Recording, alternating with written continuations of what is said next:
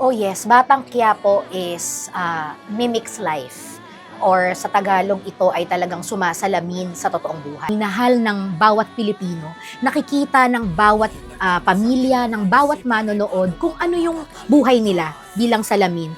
At sa Batang Quiapo na nakikita ko na natututo ang mga Pilipino sa maaaring consequences or mga kapag meron tayong maling ginawa sa buhay natin, nandyan ang pamilya ni Tanggol, sina Tinding, sina Marites, at ang kanyang mga failures na nagsimula siyang sanggano or talagang basagulero, pero he changed himself and he changed the people around him.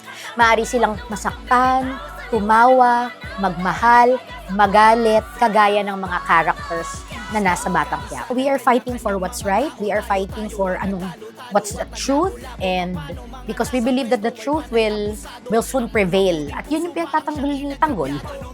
Tama? Pinaglalaban natin lahat. So, para sa Pilipino, ang Batang Quiapo.